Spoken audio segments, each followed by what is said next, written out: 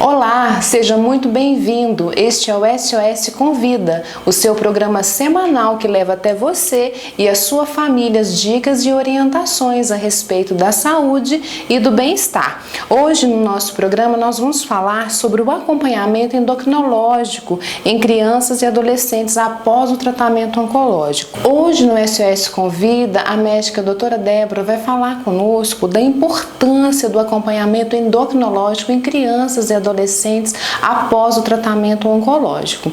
Então vamos conversar com a doutora Débora Lima, médica endocrinologista pediátrica, e o tema do nosso programa é acompanhamento endocrinológico em crianças e adolescentes após o tratamento oncológico. Seja muito bem-vinda, doutora Débora. Obrigada. É um prazer recebê-la aqui em nosso programa. Em primeiro lugar, boa noite a todos. Boa noite. Boa noite. Um prazer imenso, poder fazer parte desse projeto, estar aqui, representando a SOS Vida, poder falar um pouquinho da endocrinologia, que é a minha paixão. Eu fico muito feliz, e falar um pouco mais desse ramo que ainda é pouco explorado. Infelizmente, as crianças pós-tratamento quimioterápico ou radioterápico demoram muito para chegar no consultório do endocrinologista. E se a gente faz esse acompanhamento de maneira mais regular, que todos saibam para encaminhar o endocrinologista, as crianças vão chegar no tempo certo. Então a gente consegue agir no tempo certo com essas crianças. Então esse que eu acho que é o objetivo principal da minha vinda aqui. Isso. Conscientizar os pediatras, os outros colegas clínicos, oncologistas que acompanham as nossas crianças pós-câncer. E os pais, principalmente. Se você tem aí uma criança, um adolescente que fez radioquimioterapia, saiba da importância de levá-la ao endocrinologista. Sim, muito importante. Vamos começar então o nosso programa. Eu vou te fazer a primeira pergunta. Qual o papel do médico endocrinologista na saúde das crianças no complexo geral? O endocrinologista, ele é responsável para tratamento de hormônios, qualquer alteração hormonal, seja ele no adulto ou na criança. E tem a diferenciação. O endocrinologista infantil, ele abrange a faixa etária de 0 a 18 anos, e o endocrinologista adulto, ele abrange a faixa etária adolescente até a velhice. E o endócrino pediatra, ele tem a formação de ser pediatra antes, porque você tem essa visão da faixa etária pediátrica. Antes de ser endocrinologista. Então, o que a gente trata? Tratamos de diabetes, dislipidemias, que são alterações de colesterol, alterações tireoidianas, alteração gonadal ou de genitália, alteração de peso, alteração de crescimento, criança cresce muito ou cresce pouco, puberdade avançada ou tardia. Então, tudo que está relacionado aos hormônios, às glândulas, o endocrinologista trata. Doutora Débora, agora uma informação que poucas pessoas sabem. Por que crianças e adolescentes que passaram por químio ou por radioterapia precisam de acompanhamento endocrinológico? Então, é muito necessário o tratamento químio e radioterápico, é uma evolução da medicina. Sim. Hoje a gente sabe que cerca de 80% das nossas crianças, felizmente, sobrevivem ao câncer. E muitas vezes, após tanto a rádio quanto a quimioterapia, ela pode ter essas glândulas endócrinas lesadas, seja por um quimioterápico que possa ter lesado ou mesmo pela radioterapia, que a gente vê que nos estudos as lesões causadas pela radioterapia são mais frequentes e muito dependente de dose da radioterapia. A partir de 5 grays a gente já pode ter lesão, e depende também da localização onde a criança recebeu aquela radioterapia. E alguns quimioterápicos, eles também podem levar lesões às glândulas, principalmente as gônadas, que nos meninos são os testículos e nas meninas os ovários. Entendi. E isso pode prejudicar, por exemplo, a fertilização dessa criança, dessa mulher, desse homem? Pode prejudicar a fertilidade, Alguns estudos mostram que crianças que receberam quimioterápicos que são gonadotóxicos, eles têm uma diminuição do volume, principalmente do testículo, As células de Sertoli testiculares são as células que dão volume ao testículo, então os meninos eles podem ter um volume testicular reduzido e pode afetar a própria produção, tanto hormonal quanto folicular nas meninas e de espermatozoide nos meninos, pensando na fertilidade lá na frente. Por isso que é importante o acompanhamento endocrinológico, porque isso pode ser tratado. Ou não? Se a lesão da gônada for uma lesão pós-radioquímio, às vezes a gente não consegue preservar a fertilidade. No entanto, a gente consegue dar qualidade de vida para essas crianças. Porque se elas têm uma gônada que não está saudável, vai ter uma deficiência hormonal. Então a gente faz a reposição na idade certa para não atrapalhar o crescimento. E tem muito estudo, né? A parte da fertilização, então é uma parte que está sendo muito estudada, muito trabalhada, e que hoje cada vez mais a medicina tem avançado, até para que essas crianças, que se tiver qualquer produção gonadal ativa, ainda possa, né, fazer uma fertilização in vitro e realizar o sonho de ser papai ou mamãe biológico, o que não é impedido, né? Caso não possa, pode ser de outra forma. Pode, né? Que bom, a notícia é boa, né? E o acompanhamento endocrinológico se faz necessário para qualquer tipo de câncer ou só em alguns específicos? Na verdade, o que é necessário é quem recebeu a quimio e a rádio, porque tem alguns tipos de câncer que não precisaram chegar nesse estágio, né, da quimioterapia e da radioterapia. Então, todas as crianças pós-quimio e pós-rádio é recomendado acompanhamento com endocrinologista. E então, independente da região do corpo, porque nós temos glândulas endócrinas no nosso corpo inteiro. Então, qualquer região que essa criança recebeu irradiação, então tem uma chance de ter alguma lesão. Entendi. Né? De qualquer gônada, da gônada ou de qualquer glândula. Então, independente do tipo de câncer, se a criança ou adolescente recebeu radioquimioterapia, precisa passar com o endocrinologista. Então, a questão é a quimio e a rádio, não o câncer. Não o câncer, isso, exatamente. E em uma pesquisa que foi publicada no site da Cielo, mostra que crianças que tiveram câncer por volta dos 3 anos de idade só tiveram, né, a primeira avaliação endocrinológica cerca de 7 anos depois do tratamento. Esses números mostram que a intervenção endocrinológica é feita tardiamente, doutora Débora? Infelizmente, ainda assim. Esse campo é uma área que tem crescido muito, cada vez mais, né, nos congressos. Nós, endocrinologistas e nós, pediatras, estamos ouvindo falar, é necessário esse acompanhamento, vamos dar um olhar atento para essas nossas crianças, para esses nossos adolescentes, porque o prognóstico do câncer vem melhorando, então as crianças têm uma sobrevida maior. E com isso, os problemas endocrinológicos podem surgir 1, 2, 3, 20 anos após o tratamento quimioterápico. Então, às vezes uma criança que foi tratada com uma rádio, uma quimioterapia, ela pode não ter durante a infância, mas pode vir a ter algum problema endocrinológico na vida adulta. Então essa noção de que é muito necessário ter esse acompanhamento de perto, não só com o seu médico, o seu clínico que te acompanha, com o endocrinologista, é muito importante. Então, a criança ou adolescente terminou o tratamento, ele tem que ter terminado o tratamento ou pode estar em tratamento ainda? A recomendação atual só ir ao endócrino se for alguma coisa que esteja já associada durante o tratamento oncológico. Eu vou dar um exemplo, um tumor da glândula adrenal. Ele vai precisar acompanhar com o oncologista, mas o endocrinologista geralmente é quem faz o diagnóstico e ele vai dar o suporte de reposição hormonal caso seja necessário. Então, se tiver relação, por exemplo, um câncer de tireoide, o endocrinologista ele tem que acompanhar porque ele vai dar o suporte de reposição hormonal. Agora eu vou dar um outro exemplo, a LLA, né, que é a leucemia linfóide aguda, que é a mais comum das nossas crianças. O endócrino não precisa acompanhar durante o tratamento oncológico. Teve alta, né? A gente fala que a criança recebeu alta oncológica, mas ela fica em acompanhamento, né, com o oncologista até sair fora de tratamento completo, aí já pode fazer a visita ao endócrino. E quando tem que vir? Quantas vezes tem que vir? É individualizado, né? Cada criança vai ser avaliada e dependendo se já tem necessidade de alguma intervenção, o endocrinologista vai definir 6 meses, 1 ano, 3 meses. Mas o que é de prático, o que é protocolado? Que as crianças pós-tratamento de câncer devem ir ao endócrino de 6 em 6 meses durante toda a faixa de desenvolvimento puberal e crescimento. Terminou esse desenvolvimento, chegou na fase adulta, aí já pode ser anual. Aí já pode ser uma anual, vez por ano. Uma vez por ano. Aí já dá um espaçamento um pouquinho maior. Que bom. E quais são os principais efeitos endócrinos em crianças que passaram por rádio e por quimioterapia? A quimioterapia, ela pode, principalmente o efeito que tem mais relatado é gônada, né, testículo e ovário, lesão testículo e ovário.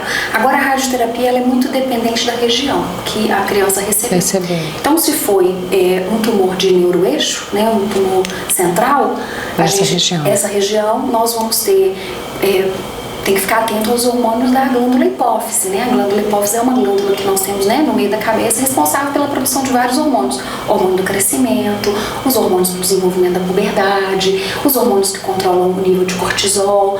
Então, se a gente tem que estar atento nessa glândula. Recebeu nessa região radioterápico cabeça, a gente tem que ter essa noção que eu tenho que ficar atento. Claro que eu vou ver tudo. O endócrino, ele não vai olhar, foi na cabeça, então eu vou olhar só a cabeça. Vamos olhar tudo, porque a gente sabe que pode ter efeito à distância, mas o mais comum é ter algum problema no neuroeixo. Recebeu radioterapia na região, por exemplo, do linfoma, né? O linfoma geralmente nessa região aqui, cervical, e aí nós temos que preocupar com a tireoide. Um dado importante, né, que eu vou comentar, vários estudos mostram que quem já teve um câncer, se ele vai recidivar, o maior sítio de recidiva é tireoide, de segunda neoplasia. Gente. Então a tireoide, ela sempre tem que estar sendo vista. Eu tive um câncer ósseo, a tireoide tem que ser vista regularmente. Então, nessa região, a gente preocupa com tireoide. Questões assim, abdômen, tórax, quem recebeu radioterapia nessa região, a gente tem maior risco de resistência à insulina, sobrepeso, diabetes, obesidade, aumento de circunferência abdominal, síndrome metabólica.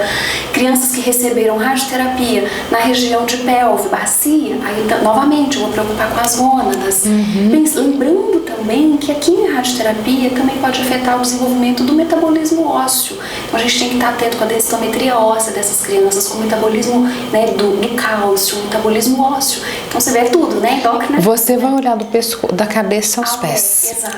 Tem que olhar tudo. Tudo. Tem que olhar o paciente como um todo. Como um todo. E nós precisamos, como você disse no começo do programa, precisamos levar essas informações para que os pediatras, os oncologistas, os pais fiquem de olho e levem o quanto antes essas crianças ao endócrino. Porque não é baixo índice, né? De crianças com comprometimento pós-quimio-radioterapia.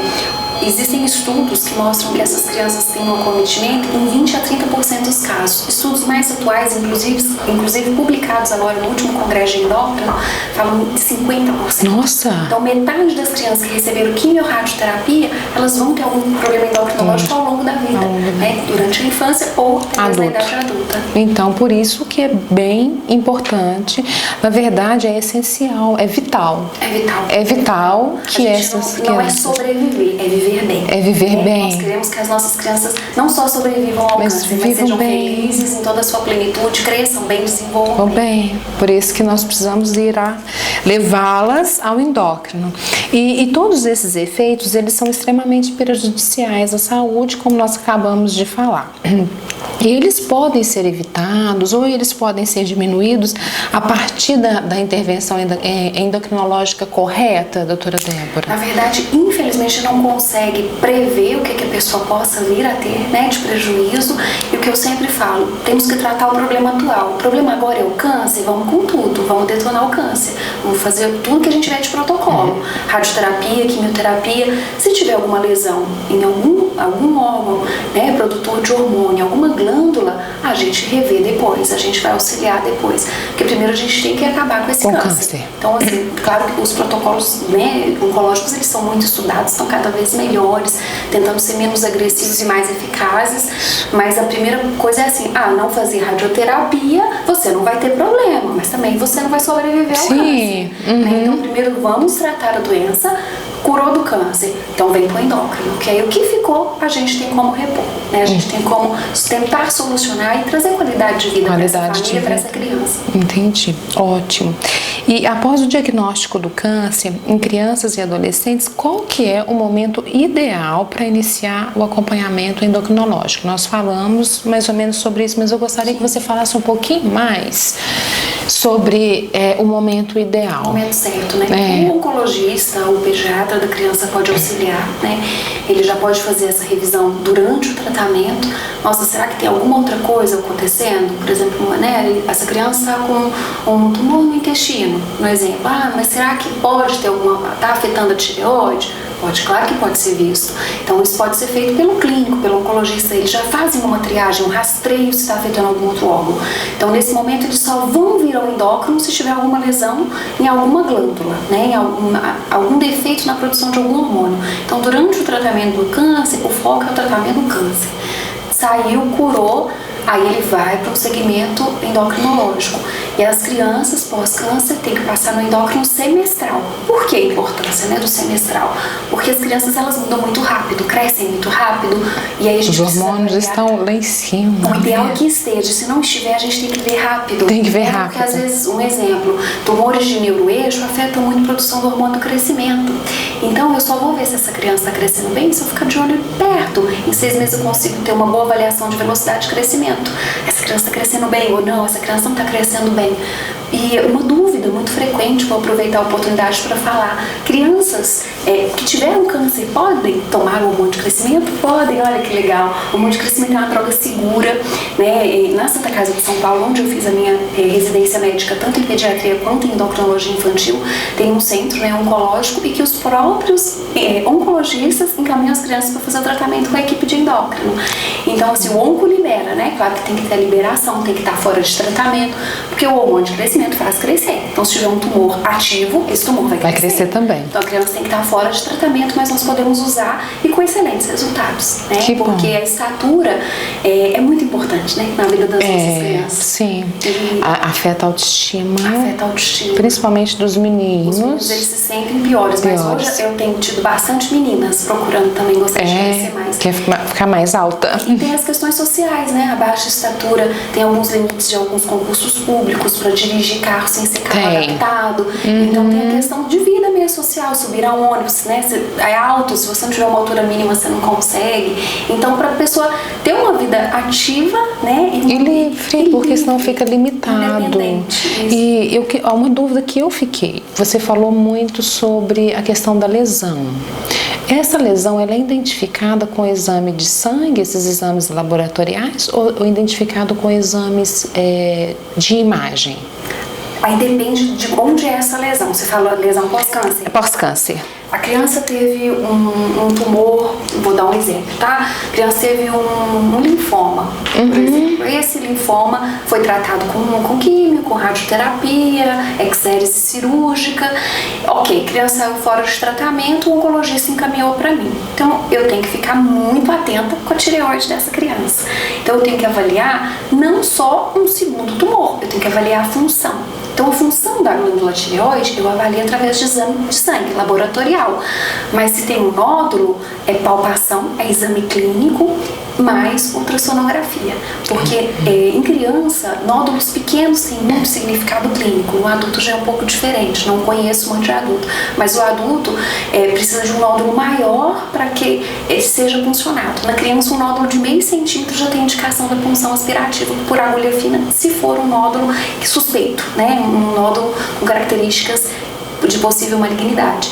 Então a gente tem que ficar atento como que eu posso descobrir essa lesão. Então na tireoide a gente pode ver através de imagem, do ultrassom da tireoide e a parte funcional, a tireoide está funcionando bem ou não. Hipófise, a hipófise a gente vai avaliar pelos hormônios mesmo, basal. Claro que você vai suspeitar que possa vir um segundo câncer, né? A criança teve um craniofaringioma, que na verdade é uma neoplasia benigna, mas ela é muito comum na infância. E ela lesa toda essa região ali de cela turca, que é onde fica a nossa glândula hipófise. Esse tumor, ele recidiva, apesar de ser benigno, né?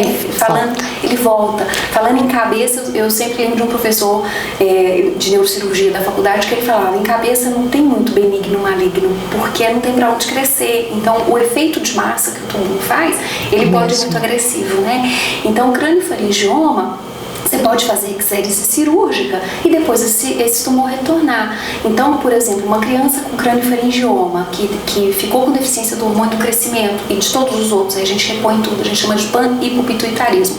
É uma criança que não está mais produzindo os hormônios da glândula hipófise. Ela, falta de 2 ou 3, a gente já considera um PAN.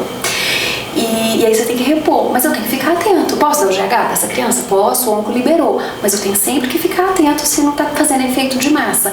Então, cada criança vai ter que ser individualizada. Qual foi a doença de base e como que ela vem se seguindo? Lembrando que assim, vou ficar atento com a doença de base, a região que foi, mas eu tenho que olhar essa criança por um todo. Entendi. E quais tipos de tratamento são utilizados? Aí a mesma coisa, depende aonde foi. Né? Estou com deficiência de produção de hormônio da tireoide.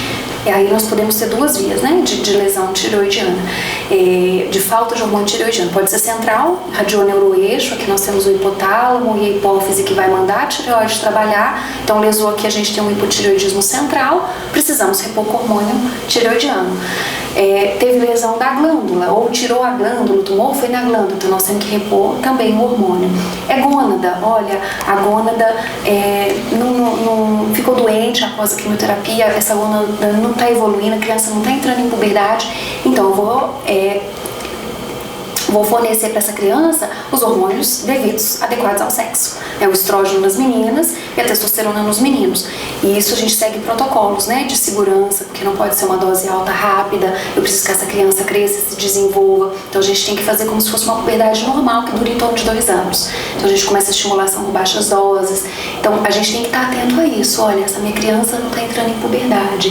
E aí tem alguns sinais, né, clínicos que essa criança vai apresentar pra gente. Não desenvolveu mama, o menino não desenvolveu aumento de pênis, aumento de volume testicular, e aí a gente tem como dosar os hormônios, né, tanto da própria gônada quanto centrais, porque quando a gente tem os hormônios centrais, LH e FSH altos, principalmente o FSH, indica pra gente que essa gônada tem lesão, que essa gônada não é uma gônada saudável, e aí dá esses indícios pra gente poder repor o hormônio onde está faltando.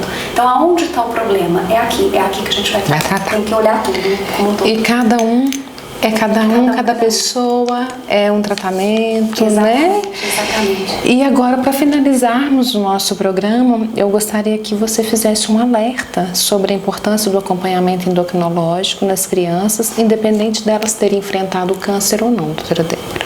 Eu acho muito importante, eu sempre comento isso, que o endocrinologista, ele deve ser visitado por todas as crianças, pelo menos uma vez na vida. E qual que seria a idade ideal? Se está tudo bem com essa criança, em torno de 7 a 8 anos. Por quê? Importante avaliar a idade óssea dessa criança, a idade do esqueleto, ter uma avaliação hormonal global, ver se essa criança está bem na curva de crescimento.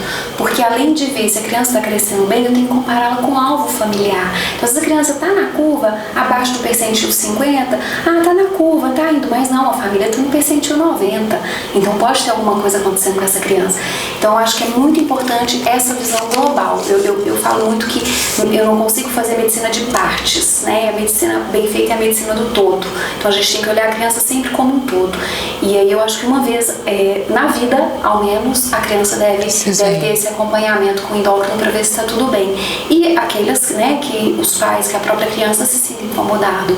Opa, tá muito nova e começou o peitinho, começou o pelo, tá estranho, odor axilar. Então assim, o que é o normal, né? As meninas, elas podem começar a telarca, que é o crescimento do broto mamário com 8 anos, e a pubarca também com 8 anos. A pubarca é a perificação genital e associada à axilarca, que é o odor axilar.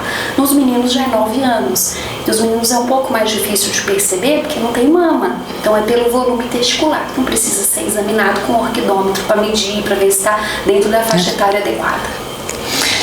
E eu te agradeço muito. Eu que agradeço. Você abrilhantou o SOS Convida com tantas informações preciosíssimas, tanto para nós quanto para as pessoas que estão nos assistindo. E eu quero te convidar para que nós possamos falar sobre isso, sobre outros assuntos. Vai ser um prazer, né? Mais uma vez. O conhecimento é uma via sempre de mão dupla. Para vir aqui eu tive que estudar um pouco mais, aprendi mais, então acho que a gente sempre tem essa troca. E o conhecimento, a gente só é conhecimento quando a gente compartilha ele também, né? Muito obrigada a todos. Muito obrigada para você que nos acompanhou até aqui. Eu deixo meu abraço e espero por você na próxima semana. Um beijo, até lá, fique com Deus. Ba